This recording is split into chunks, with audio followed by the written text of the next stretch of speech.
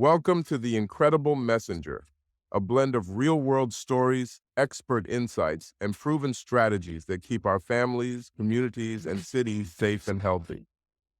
Moving beyond rhetoric and politics to practical solutions and community safety, here's your host, Jonathan McMillan.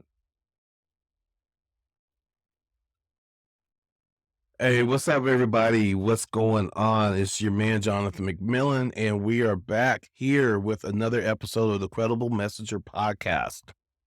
Thank you for joining in. I'm hoping that you're enjoying the show.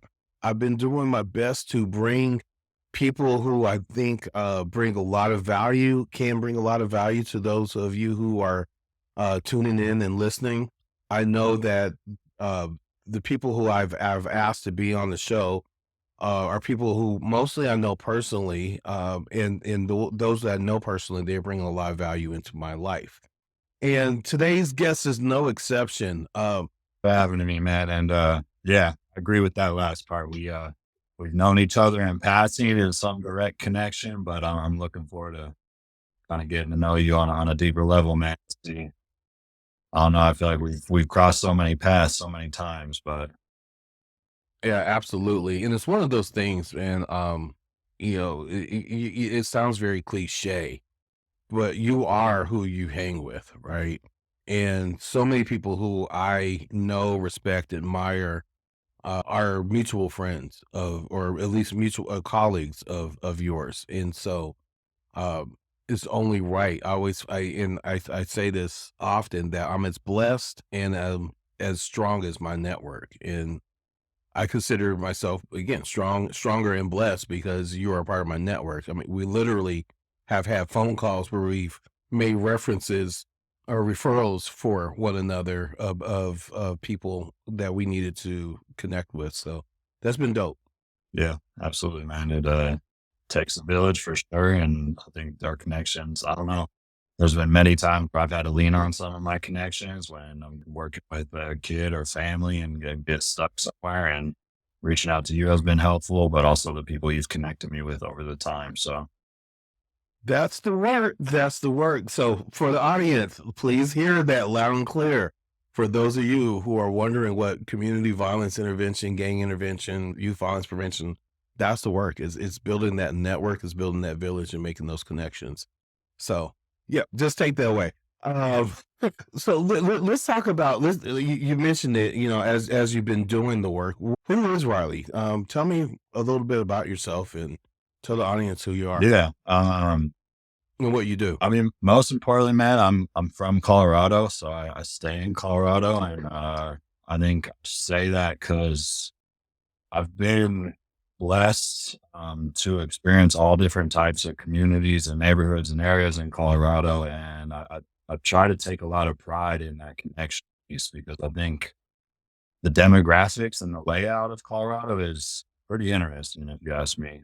Like there are pockets and areas and neighborhoods that are very siloed and isolated from other neighborhoods, and a big part of my future goals is to try to connect Colorado, the Denver metro area as a whole, because I think we all have different resources and different resources that can be very beneficial in helping people move through the stuff that they're going on. But behind that, man, I struggled in high school a lot.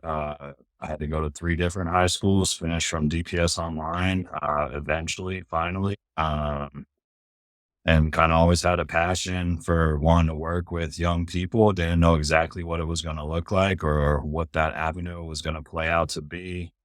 And that story goes deeper for sure. And there's a lot of personal experiences there that motivate what I do. But, I had a friend who passed away to gun violence, and without even knowing that this is the path that I was going to end up working in directly, being here today and the work that I get to do on a daily basis, it really is one of those moments where it really does feel like it was meant to be. Like there's different moments and challenges and checkpoints in my life that have put me in this place.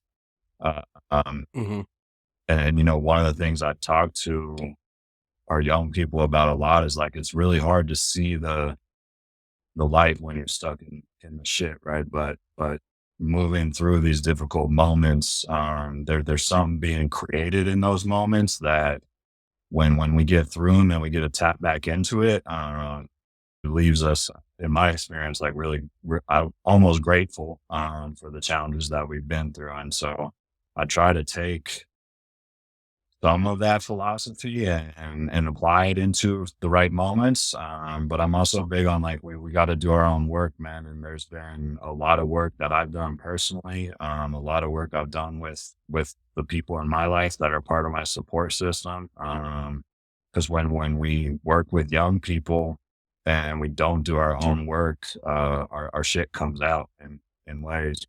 And yeah, you're laughing because you know and you've seen it and experienced it, and it's challenging, man. It hits nerves because we've all been in those phases and places before, and in one way or another, right? Even if it's not directly. And so, yeah, I mean, in way too many words, that's where my passion and my heart comes from, man. I think I'm a Broncos fan too. We were talking about this, and Yeah. I'm staying loyal. It's been rough, but I guess to take my own philosophy, hopefully these rough times are going to create some resilience and some ability to get back on track. I hear you. I hear you loud and clear. Again, I remember those days. I won't go down a football tangent quite yet. We might circle back to it. Um, yeah, you're right. I was over here chuckling when you said that when we don't work on our own shit, it comes back in the wrong ways, dangerous ways. I don't remember exactly how you phrased it, but I think essentially that's it. Like, you know, I did a whole post a few months ago. I think it was a few months ago, just how there's so many people who want to do this work, right? In whatever aspect that is. It's and typically in my experience, there's a lot of people who have been involved in gangs. So they're former gang members, or they've been incarcerated, or they've had a tragedy happen that inspired them to want to be a part of the solution, which is all admirable. I mean, I was there myself, honestly. And I think at some point I'll share the story with on another podcast. But until you do that introspection, and you develop some skills to process the trauma and grief that you've been through doing this work, it could show up at the worst time in the worst ways, right? So let me ask you, what put you on the path to be a mental health professional and a therapist? And then what was that path from when you started to where you are now? Yeah, great question, man. Like I said, I think it really did start for me back when I was 15, 16. I just didn't realize what was happening at that point, but it was such a monumental time in my life. And so I had a basketball coach that just connected with me, man. He kept it real. He was supportive. Like, there was a lot of encouragement that came from that, of me finally being able to see like my potential, and that I can do this thing called life. And I didn't know exactly what I wanted to be. Like, I didn't know if I wanted to be a coach. I didn't know if I wanted to be a teacher. I didn't know if I wanted to be a mental health professional. And so I started working with youth. I was doing some coaching for a little while, and then I actually worked at a youth detention center for like a year and a half, probably. And it was ROP, like way back in the day, and it was ran like a boot camp back then. So like there was these moments and these opportunities. Like, we had a basketball team, we had different things going on over there where I kind of got to get a little bit of a flavor for what does connecting with a young person as a coach look like? What does connecting with a young person in on a milieu in day to day look like? What does connecting with a person as a mental health therapist look like? Because I got to run some groups and do some things up there. And I think for me, it was having that experience and getting to see how impactful that relationship can be. And like, when a kid is breaking down and they've hit that moment, man, and you know that there's a special light that kicks on in those moments, and they don't happen all the time, but when they do, I call them windows. Those windows can be monumental, and they don't always stay open for long, but I think for me, it was being in that situation and realizing like I want to be able to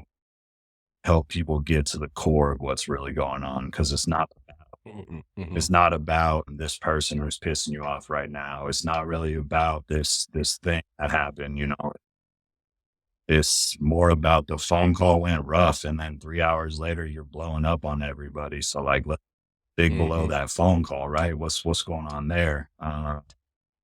And I think for me it was just like really wanted to get to the core of what's going on for people and knowing how important that relationship piece is because it was the relationship piece that helped me, right? Being able to try to figure out how can I put myself in a position where I can build meaningful relationships so that these windows open naturally. But when they do, I'm skilled and confident and trained enough to step through those windows with people effectively. Because I saw those windows open and I saw, back to our first comment, I saw people project their own stuff into those windows or react and respond to what they were being triggered by when those windows opened for young mhm. people. And so that whole experience really did shape a lot of, I think, where I'm at today, because I didn't know exactly what it was going to look like.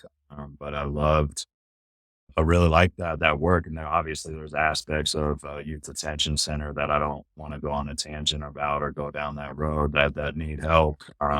But being able to see how important and impactful those windows can be, and then wanting to put myself in a position where I can actually walk through those windows effectively with people. And that's a big part of why what we do now is like we're all community based. Like we have an office to have conference meetings and things like that, but everything we do, man, Mhm. is in out going into people's homes, picking them up, driving around, grabbing food, going to schools, like meeting them where they're living and breathing. Cause that's where, like, when we're really going through stuff, trauma, grief, all that stuff, it happens in real life. And those windows are created in real life. And you know that from all your gang outreach experience and that stuff.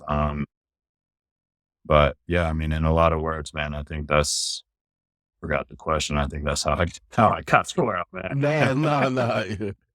Well, if you forgot it, you still answered it great. You brought up something that I think needs to be sized again for folks who, even for people who are in the realm of policy, understanding like what the work looks like on a day-to-day basis, what effective work look like on a day-to-day basis.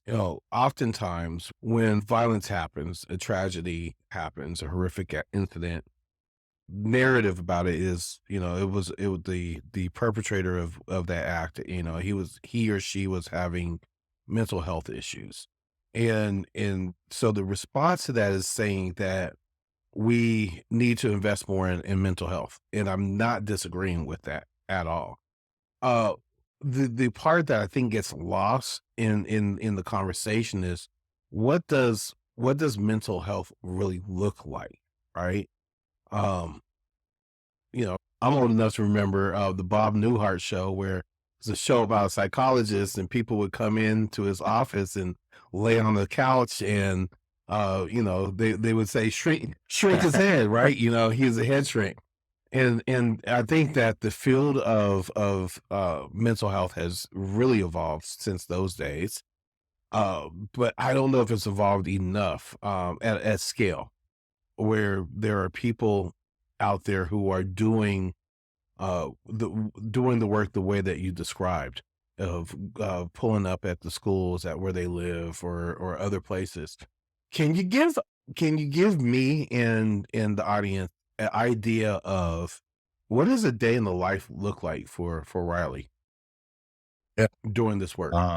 Absolutely, man. I mean, I'll just use today. I think driving to a school, checking in at the front desk and seeing how the kids doing and how things have been going on. Because when you work with people, insight is not always something that's able to be accessed at all stages, right? And so I think is one of the maybe underspoken things is the importance of understanding what someone's support system looks like and starting to tap into that because it doesn't mean you're focused on them or their opinions or their perceptions of the people that you're working with, but they see things, they have insight, they have experience around what's going on. But a day in the life going to a school, picked a kid up today.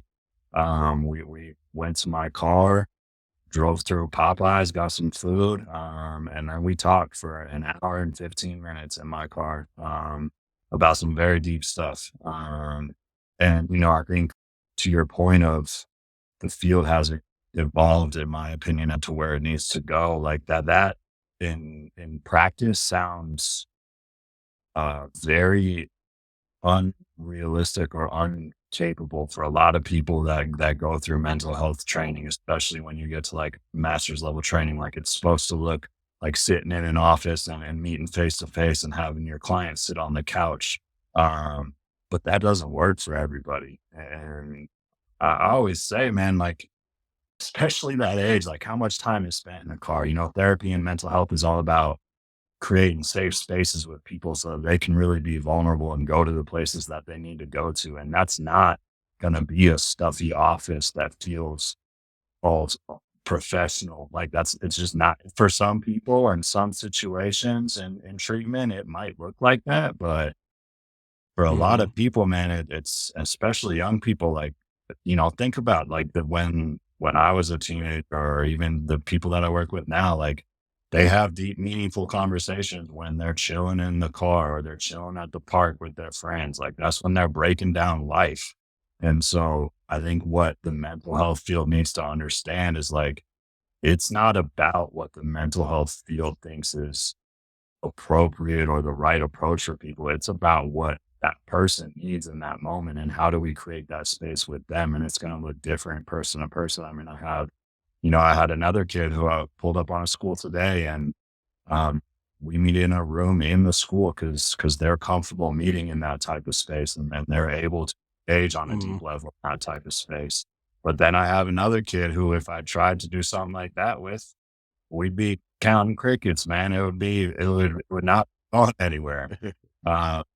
Right. I have another young person that I work with where, like, we shoot hoops for the first 10 to 15 minutes just to get things rolling a little bit. And then, like, we take pauses, and sometimes we talk about the connection between, hey, when you miss that basketball shot, you're able to just pick it back up and step right into it. But in life, when you're telling me, like, at home, you run into this wall and it's fuck it, I'm done. I can't do this. I'm not trying. So, like, what's the difference between the two, And then at age, man, and we could get into like whole brain development and all that. But I think, to keep it simple, like, it's that age connects to the things that they can grasp and feel and see. And when you talk about hope, like, if we can give people hope by helping them actually connect with something's possible in real life, not in an office, not in a textbook, not in a classroom, but in real life, like a day in the life of Riley is going to these different spaces and working with people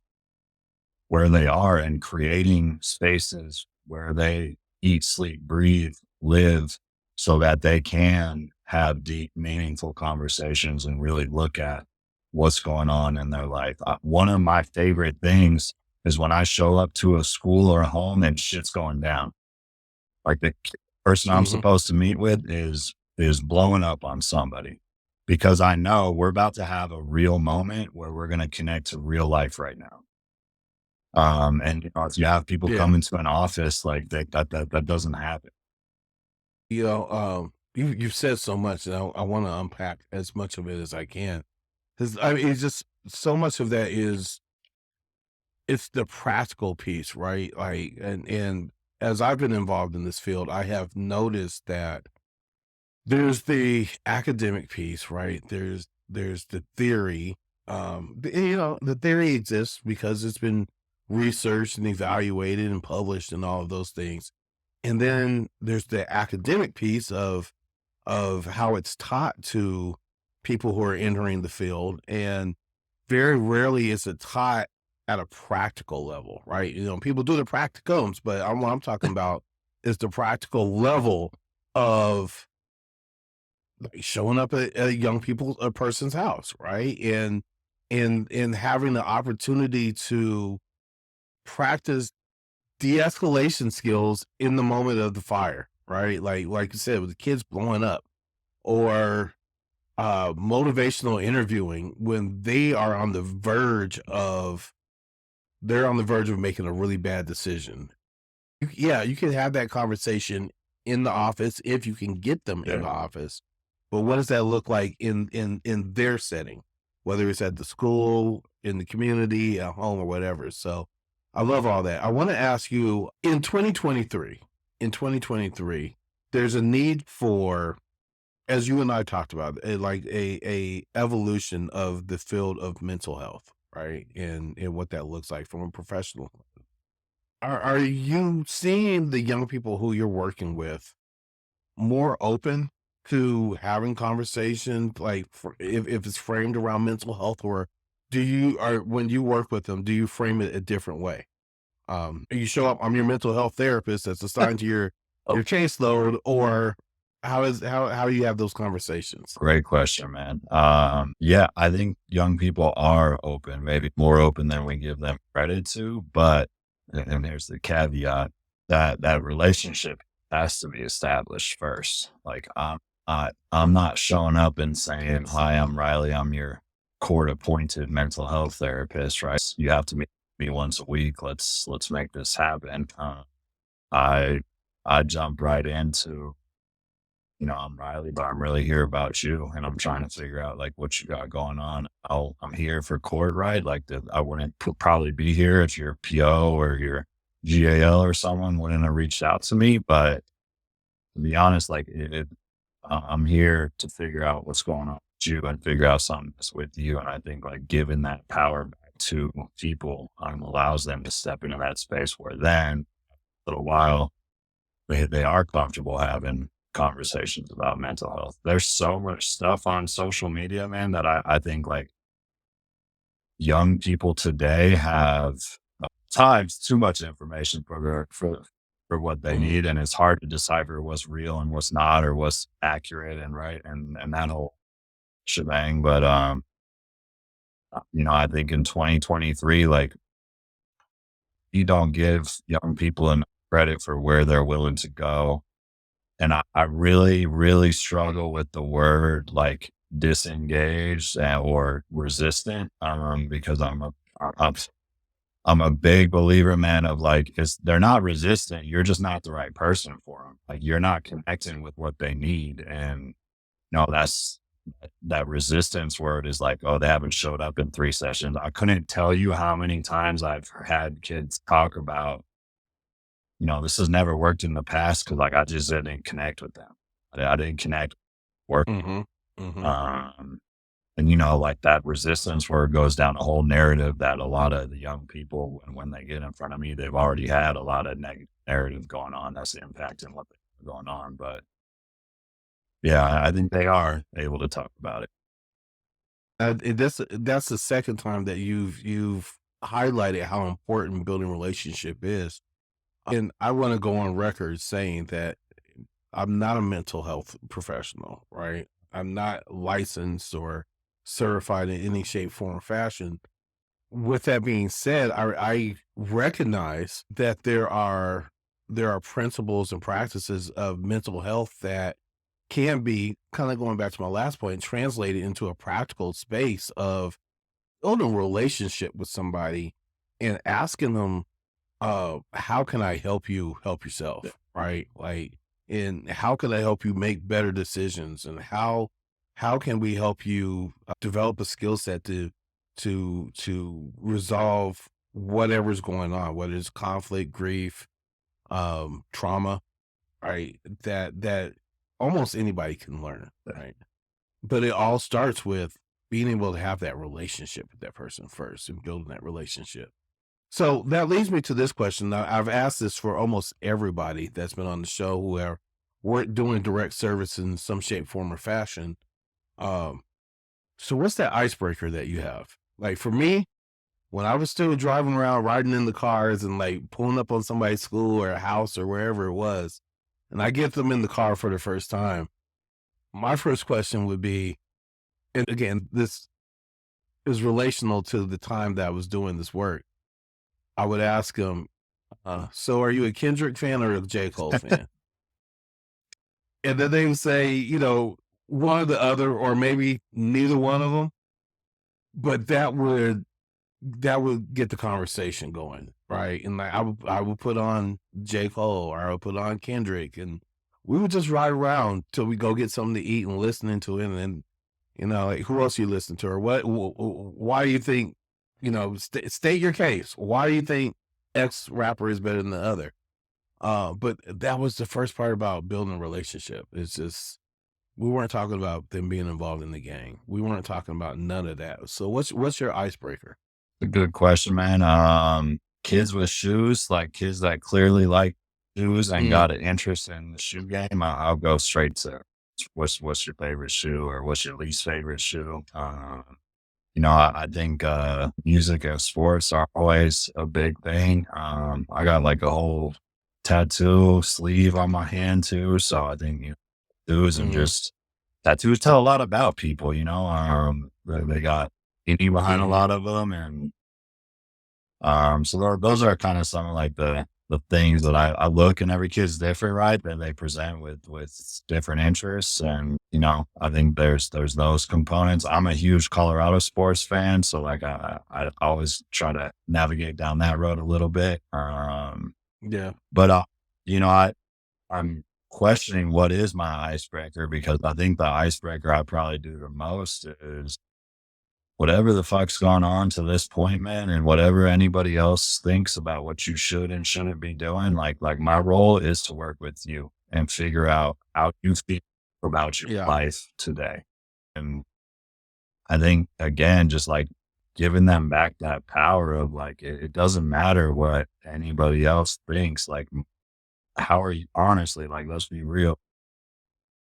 If you step back and look at how shit is right now, how you feeling about it? And then, sometimes it's, I don't know, sometimes it opens a whole door, but I think just that little icebreaker later down the road leads to this reflection and this evaluation of where am I? What do I want? Now, what does the court want? Now, what does my mom or uncle or dad or whoever it might be? Well, knowing you as well as I do, which again I'll admit is not well, but we've been in spaces together, right? And one of the things that I admire about you is like you show up as your authentic self, right? I mean, it's very obvious that when Riley shows up, Riley shows up. It's not you're not code switching per se, right? Like showing up as mental health professional in this particular space, and this is how I want to talk to you. Like, and no matter who's in the room.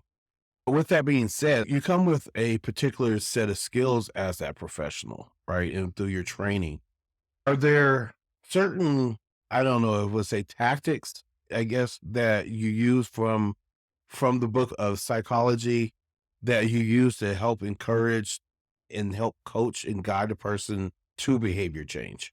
Yeah, I mean, I think anybody stepping in this field needs to get a very solid understanding of what motivational interviewing looks like in practice. From a psychological standpoint, like trauma and grief is the core of what's going on at some level or another, right? And there's all different types of traumas. People hear the word trauma, and I think our brain jumps to these like very massive traumatic experiences, but trauma is really on a spectrum and impacts us all. We can all think of experiences in our lives that have had some level of trauma to them.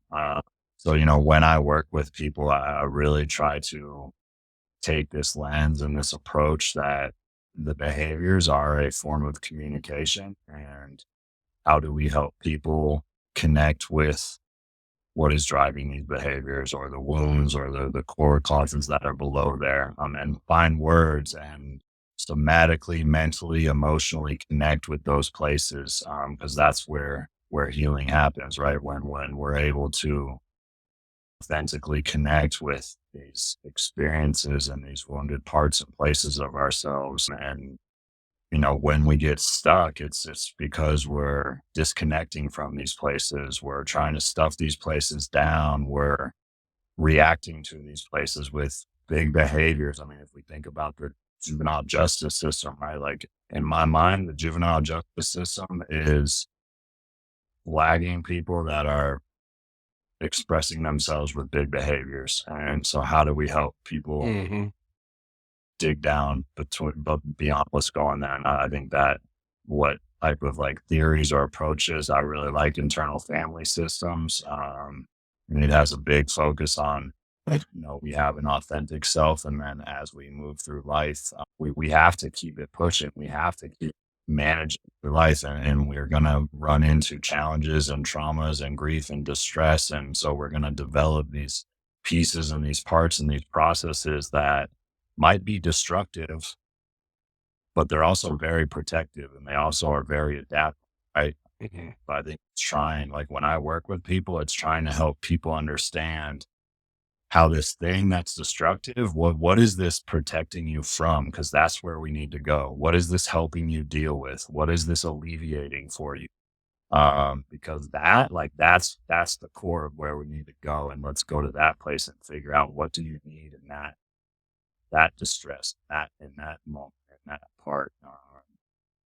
And when we work with young people, I'm consistently amazed at how quickly people can identify what destructive behaviors are actually helping them deal with and move through. And I blow up on my family because nobody listens to what the hell I say. Okay, what that is helping you with? It helps me feel heard. People hear me when I'm pissed off. Mm-hmm. Mm-hmm. So, I think to answer your question, like I'd really try to help people understand what are the adaptive parts, these processes and these things that you do, and how do we get to that area, that place.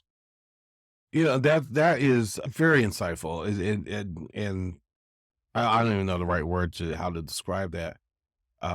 Through some of my professional training, I have come to understand that oftentimes young people who are exhibiting at risk, risky behavior, right, or high risk behavior, being involved in youth gangs, oftentimes they've been traumatized and they're finding safety within the idea of the gang. It may not even be in the actual gang, but it's the idea of the Yeah. gang.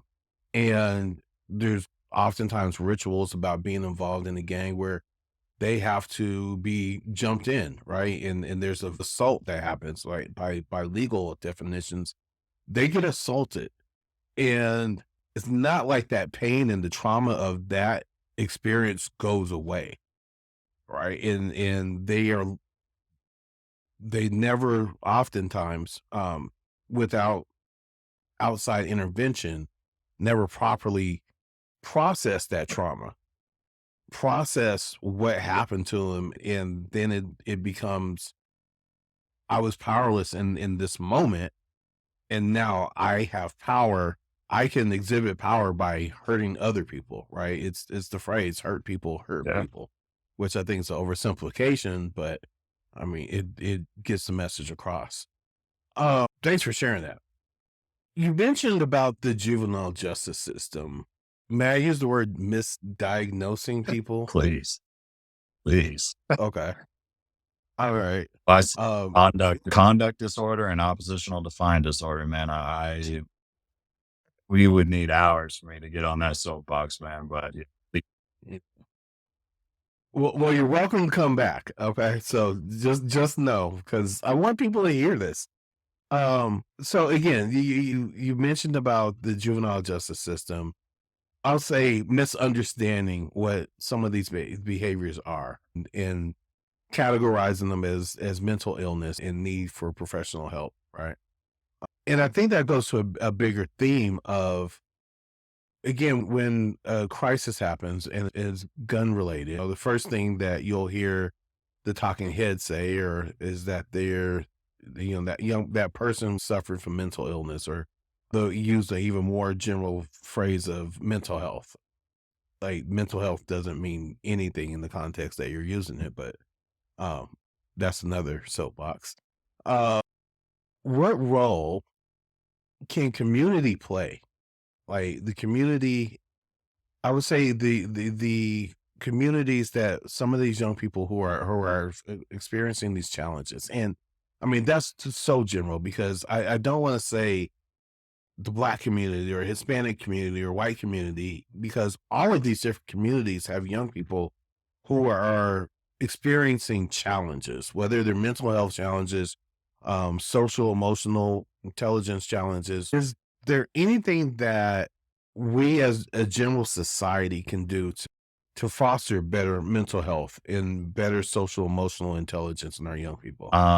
As cliche as this sounds, man, I think doing our own work and then being able to model what healthy emotional stuff looks like on an individual level and on a community level is, I think about like even, and I have young kids, but like my kids will be the things that trigger me on the shit I need to work on. And, if I don't do that work, it's going to continue to be passed on and portrayed into their experiences and their lives. And so, as cliche as it sounds, I think as a community, it's doing our own work. But I think even more, another piece is providing people hope. And that's a big umbrella word. I think what I mean by that is like literally helping people develop skills and see opportunities and feel supported in their dreams and where they're trying to go. I couldn't tell you how, and this, like the amount of hopelessness in the juvenile justice system is unbelievable. And a big part of that is because I only know what I know. Like the amount of times I've heard, I only know what I know and I don't know how to do anything different. Like as a community, if we can try to show people opportunities, expose people to different lanes, different experiences, I think like the more exposure to hope or dream related experiences where it's like, damn, I never seen that, but that was pretty cool. How the hell did you get Right. there?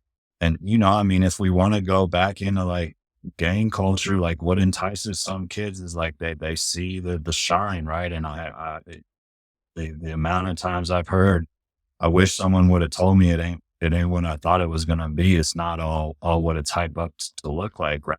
Like Mm-hmm. if we can help people see hope and see where they're trying to go and support and encourage those dreams with actual tangible action steps, even if you don't know how to get there, like, can you help them get connected with someone who can help show them how to get there? Right. And if that's someone who thinks working on cars is cool. Okay. I don't know how to work on cars. Can I connect you with somebody that does? Well, or whatever it Right. might be, entrepreneurship, financial literacy. Like, let's just teach kids as much as we can and expose them to stuff. And it's not the traditional school, I don't want to go down that rabbit hole either, but like it's not always the educational system. We gotta step outside of that box and that place and try to get kids connected with stuff they can dream about and then figure out how to get to. I love that because as you were introducing yourself and telling us a little bit about you, you said you and I shared something. So you said you went to 3 high schools. I went to 4 because school was not necessarily my bag. And I say this modestly, like I wasn't a dummy, but like being in that box for 6.5, 7 hours a day was just not serving me in a way that I saw myself, Yeah. right? And to match up with that point, growing up when I grew up, there was a very, very prevalent narrative about what it meant to be a young Black man in the 80s and 90s. And, uh, they said they were less likely to graduate from high school. They said that we were more likely to go to prison and college, and more likely to die before the age of 25. And this is a narrative that was being fed to us by community, right? And not necessarily intentionally being negative, but like you heard it everywhere. Teachers, faith leaders, parents, oftentimes. Um, And it stole our hope from us. It stole our hope from us. And that's why you saw so many young Black men enter into the juvenile justice system, the adult justice system. Well, I won't even say justice, into prison, into jail, or get killed, because there was just this lack of hope. And I say hopelessness leads to recklessness, right? It's, if you feel like you have nothing to live for, then might as well enjoy yourself while you're Yeah. here. So I again, man, I appreciate everything that you've said on this episode. Couple more questions, and then I want to shift over to the next segment. Where do you see the field of mental health and firearm violence prevention? Well, firearm violence. Like, do you see a relationship between mental health and firearm violence becoming stronger? Yeah, I hope so, man. I think it needs to. There's a huge correlation there. And back to our talk earlier, like there are these perceived ideas of what a therapist is supposed to look like or how they're supposed to operate. And if the mental health field really wants to step into this place, and one of the things that I have seen in the last maybe 3 years more so than before that is I think the mental health field is waking up a little bit to the idea that like shit needs to change and it doesn't need to be this this medical model sterile approach with people, but that there is the ability, and actually there's a lot of benefit to being authentic and showing up in different settings and in different ways than maybe what the field has thought we're supposed to show up. I think when it comes to, you know, gun violence specific, like you said earlier, hurt people, and grief is a massive component of it. And, you know, when you complicate that with juvenile justice system, or you complicate that with school dropout, like grief isn't just losing somebody, it's losing these different experiences and these different pieces of our life. Yeah, wow. I don't think I've ever heard anyone articulate that. Like, grief is not just losing somebody, it's losing these experiences. That's powerful. Wow. That's probably going on the social media. Matter of fact, let me go there. I have one more question, but now I have two. Man, your social media rocks. And at the end of the show, I'll give you an opportunity to share all your handles if you so choose. What role do you see social media playing in just overall our young people's, maybe not even just young people, society's mental health? If you want to focus it on young people, that's fine, but I won't limit it if you don't want to. I think it's a gift and a curse. And I guess what I mean by that is, and what I try to do with my platform, I try to provide people with information and thoughts and questions and reflection that they might not be accessing. You know, social media allows people to absorb information, good or bad, and some people aren't ready for therapy, man. Some people do not want to step into that place, but that doesn't mean they're not ready to do some self work. And so I think, you know, social and even like gun violence and, you know, education, career development, entrepreneurship, like there's so much stuff out there that it really, the gift part of it is people can access stuff independently that can get the wheels and the balls rolling before they're really ready to step into that. I need help. I need support, whatever that is, mental health, coaching, whatever it might be. Right. And then I think the curse side to that is, and I've experienced this with my own social media, like there is a comparative nature that happens unintentionally or maybe intentionally on these platforms. It's really hard to have social media activity and not compare where you're at to other people. And I think young people, especially, like there's a disconnect between what's real and what's really on social media. And those aren't always the same things. But you know, damn, everybody's out there doing great, making all this money, living a fantastic life. And here I am stuck, feeling alone and isolated. Like that's a place to be. And social media amplify some of our internal battles in some ways. Yeah. Again, I love your Instagram page, man.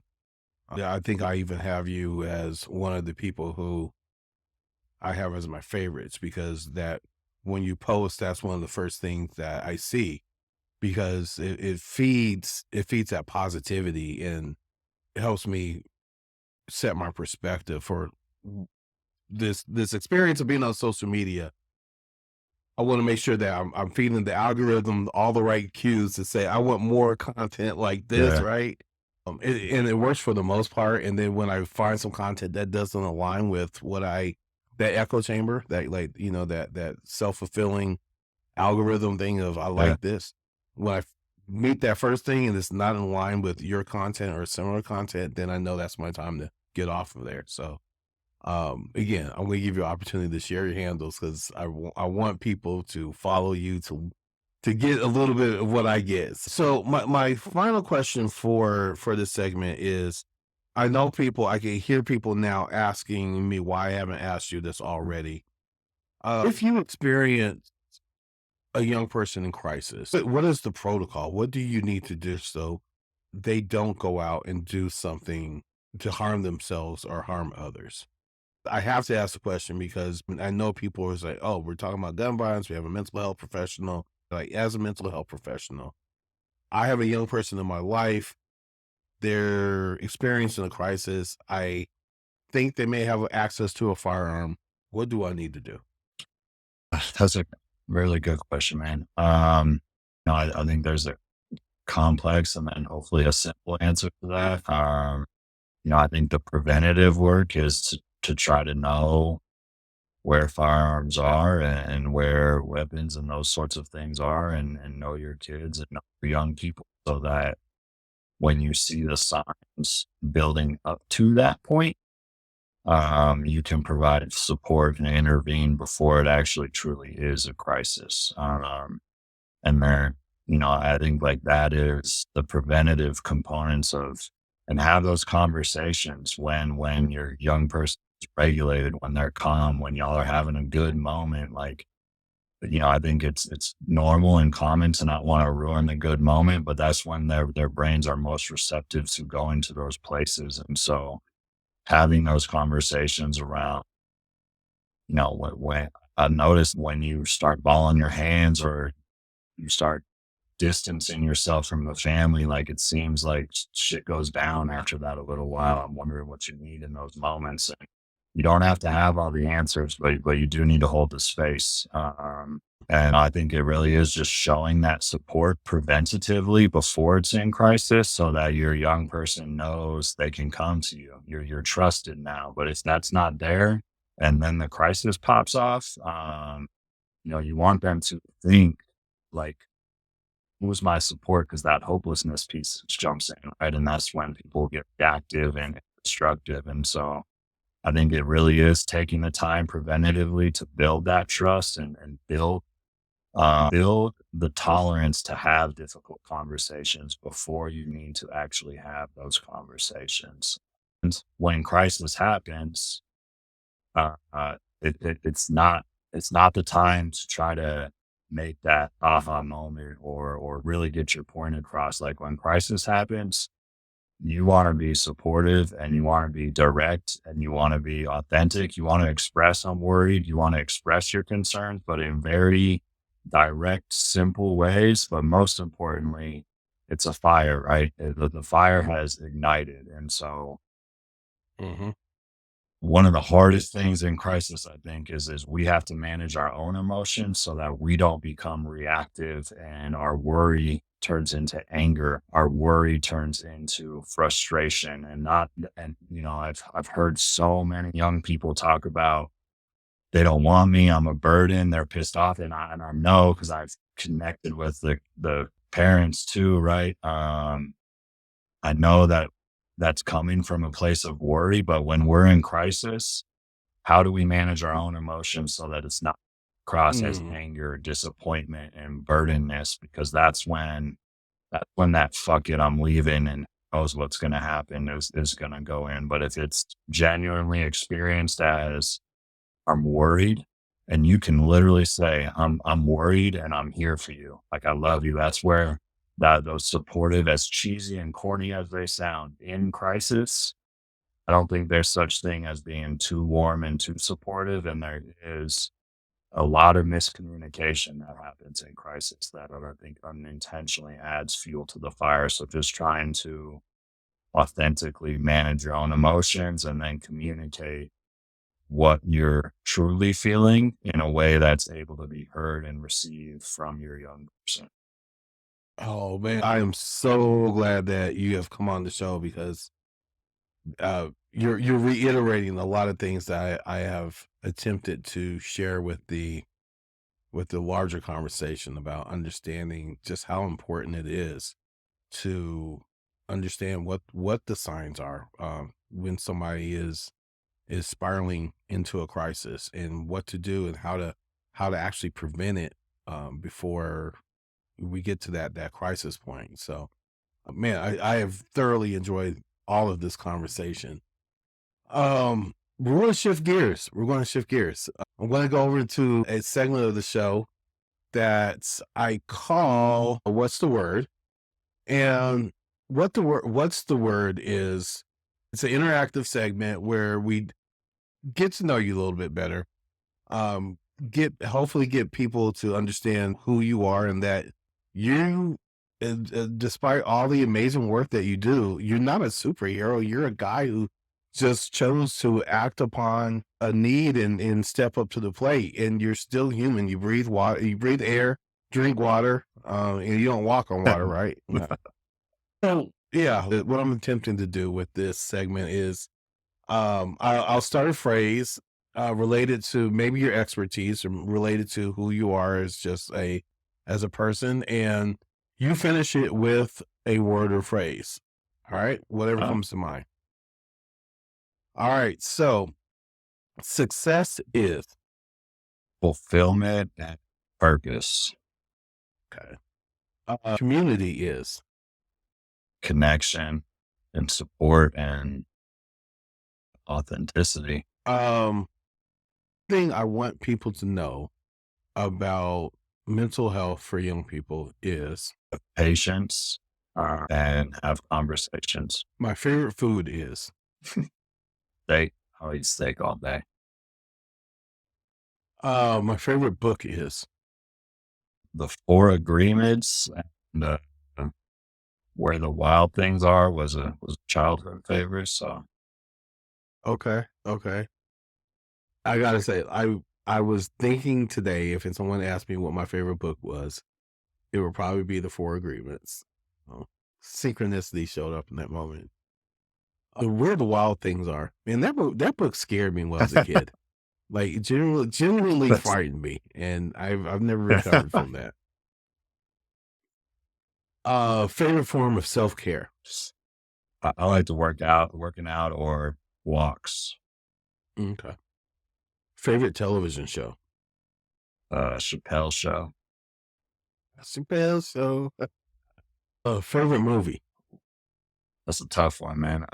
Favorite serious movie is Gladiator. Talladega Nights and Blue Streak are two great movies. Oh, okay. Again, a moment of synchronicity. I was trying to remember the name of national security earlier today. My wife said Blue Streak. Like, no, that's not it. Okay. Guilty pleasure. That's a good question. Guilty pleasure. Not exactly sure, man. At night, whiskey on the rocks and keeping it simple as at that. In a while. Okay. Yeah, but in a managed way. I don't know. I try to keep my things cool. Look, I completely understand. It's odd when you do this type of work, right? There's a perception that you have no Yeah. vices. And it's okay to have vices as long as they're managed, right? So I enjoy good whiskey. I also I've become a fan of bourbon over the last few years. If I wasn't doing mental health work, my career would be Not even gonna lie, man. There's days where I question what I'm doing. You know that too. You know, I honestly, I think I would still be working with young people in some capacity, probably coaching or uh, education. I think I'd probably be in the belly of the beast and trying to change the education system a little bit. But okay. that would probably put in my Oh, career path too. So. when you're in this field, wherever it is, there are days. There's many days. This is related to that, especially based off your answer. My why is I think young people are the most misunderstood people out here. As simple as that is. Yeah. I am. Tall. How tall are you? 6'7", man, but that's Oh, snap. Yeah, you yeah. are tall. Everywhere I go, the first You're thing that almost, popped into mind, that's everyone's first comment. Damn, you're tall. Maybe that's my icebreaker, man. I don't have a verbal icebreaker. I just you just show up and then look up at you, right? Um, been called many things in my life, and tall has never been one of them. Your theme song is what? feel like that's a day-to-day mood thing. Okay. I will say, so like Joyner Lucas is probably my favorite artist because of, and because of, yeah, he talks about misdiagnosis, ADHD. Yeah, I'll Okay. have to think Okay. about it. I don't know if I have a Uh, theme song. well, if something comes up to you in the next week or so, just hit me up and I'll edit it into the show notes. Man, this has been wonderful, brother. This has been a great conversation, and I have thoroughly enjoyed getting to know you even better. And this has been a good conversation, man. This has been real dope. And I appreciate you taking time to come on the show. You know, I call the show The Credible Messenger because I have intentionally sought out people who I recognize as holding those characteristics in how they do their job, right? Being somebody who has the lived experience of, well, I'll put it this way, has the ability to do their job in a way that is received by the people who they're trying to assist. And I absolutely see you as being one of those people.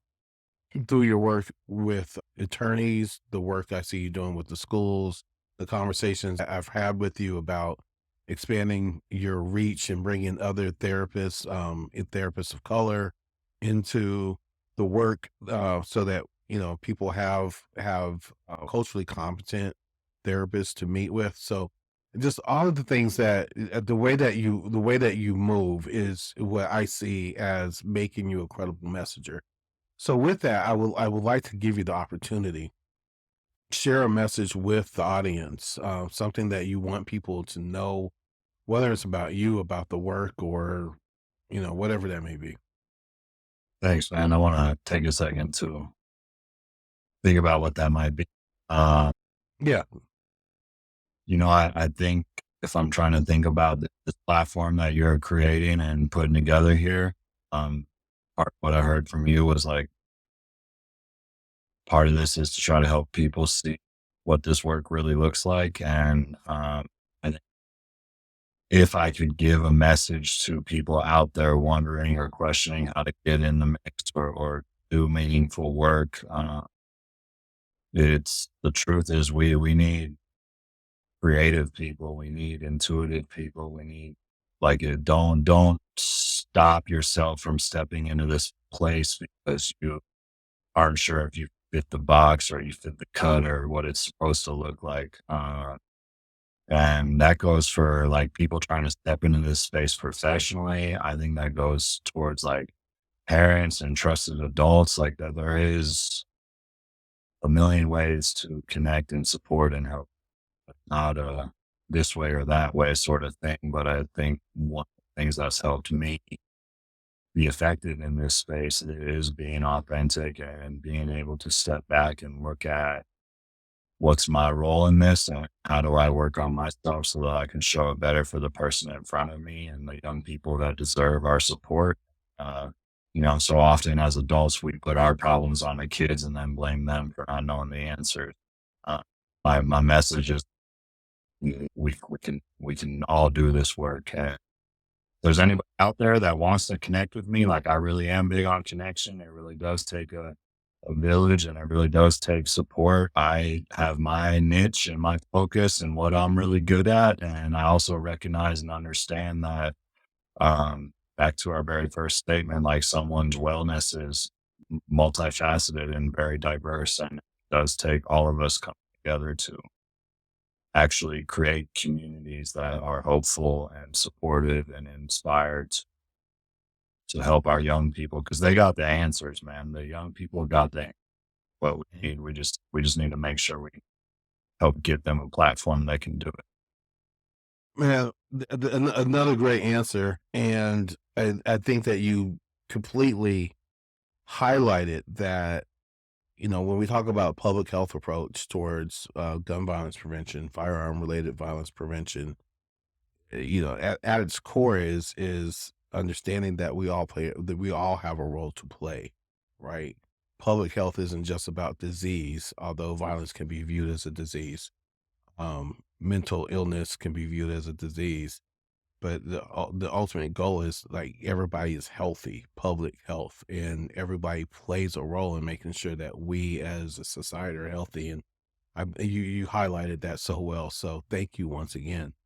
Riley, if somebody does want to connect with you and they want to learn more about how they can get plugged into what you're doing, maybe it's referrals, maybe it's they have support and resources for you to be able to scale the work that you're doing. How do they get in touch with you? My Instagram handle is Mr. Mindflex. I think my organization's name, I gotta be first person to hear publicly here, Jonathan. Our name is not aligned with what I actually think it is. And our organization's name is Resolute Youth Services. And I really am not happy with the youth services component because I think it adds in a dimension that unintentionally hurts the dark side of the juvenile justice system. But right now, if you want to get a hold of me, it is Resolute Youth Services, or my Instagram, my Facebook's Riley Cochran, but Instagram, Mr. Mindflex, any of those platforms. We got a website, so whatever kind of works for people. Okay. Man, thank you. What about your LinkedIn? That's fair. Yeah. LinkedIn is Riley Cochran as well. So. All right, y'all, man. Riley, thanks again, brother. I really cannot thank you enough. This was such a dope conversation, and I'm hoping that I can invite you back and we'll continue this because I feel like there's more that we could unpack about all of this. But in the meantime, I want to thank my audience and the listeners. If you made it through this far, that means I have done my job and brought value to you once again, which I'm confident I did because I thoroughly enjoyed this conversation. And if you made it this far, that means you did too. So do me a favor, please share this episode, like the episode on whatever platform you're listening to it on. If this is on Spotify or Apple, I would love for you to do a review and let people know why you like this, why you like the show in this episode. Because I'm on a mission of creating a worldwide conversation about gun violence prevention and the role that we all play in this. Thank you all. I appreciate you for tuning in. We'll see you on the next episode. Peace.